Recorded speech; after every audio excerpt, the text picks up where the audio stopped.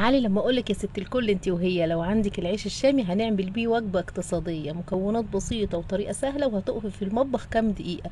الوجبة دي ولادك اول ما يدوقوها على طول هيطلبوها. العيش مقرمش والطعم رهيب، بس في الاول كده قطعي كام بطاطاية وفي الزيت حمريهم، وعلى منديل المطبخ طلعيهم.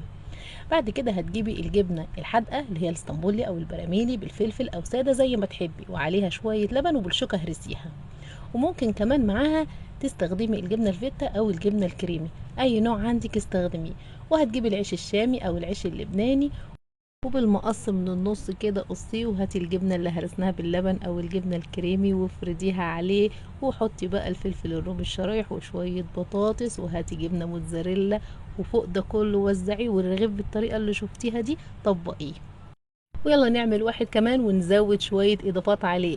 افردي الجبنة على العيش وحطي الفلفل الرومي والبطاطس وشوية مايونيز، وعندك صوص الباربيكيو او الكاتشب برضه حطيه، والجبنة الموتزاريلا وزعيها، والرغيف بالطريقة دي طبقيه. ونروح على الطاسة نحط فيها شوية زيت ونسيب الطاسة تسخن هي والزيت، وننزل بالعيش اللي طبقناه وسيبيه لما ياخد لون ذهبي من ناحيتين. واحلى كريب سهل وسريع من غير ما تعجني ولا تفردي ولا تسوي.